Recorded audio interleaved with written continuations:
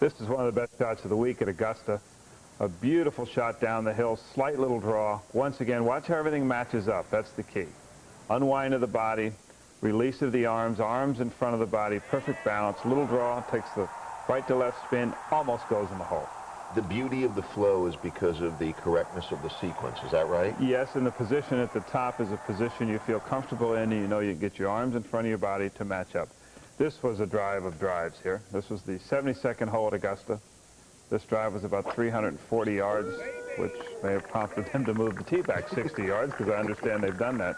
Once again, perfect balance, everything matched up beautifully. The reason I keep saying that is we're going to show some other pictures of where this doesn't happen. I'm going to explain to you the difference. This is the 5th hole, par 5, this year at Memorial. This is a 2-iron shot, I believe, 240 yards. It said 3, but... His golf swing, and you're in one of these peaks, period. What do you do to maintain it when it's already working? Well, the key is to understand the positions you're in.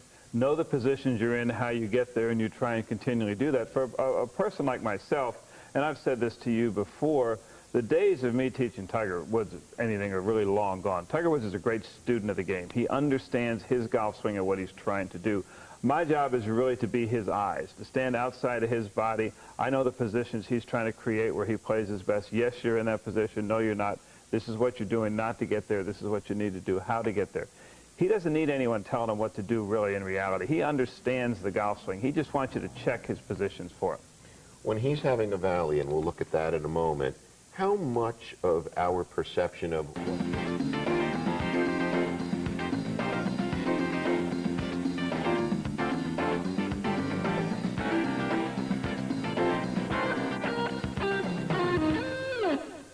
As promised, let's start with the swing of Justin Leonard. Show us what the keys are, and perhaps when we come back, we'll tell everybody what they should look for in their own game if they are built as Justin is. Perfect. Let's take a look.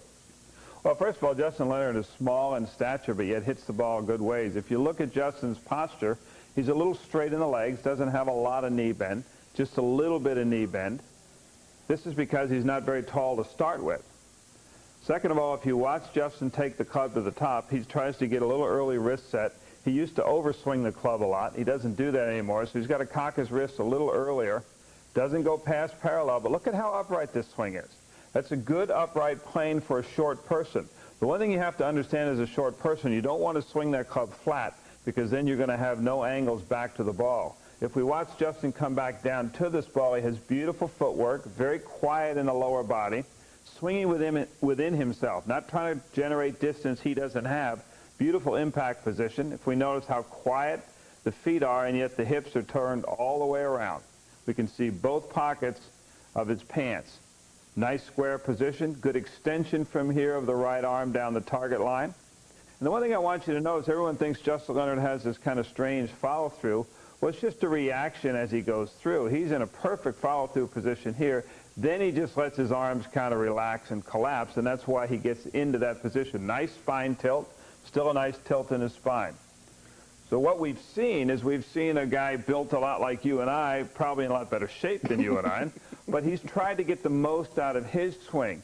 We saw the little bit of an early wrist set where he lets the wrist cock just a little earlier going back so that he can have a little something to hit with. Justin used to overswing a lot, if you remember. He was very long at the top, which is normal for a shorter person and a slightly built person, because what happens is you're trying to generate speed.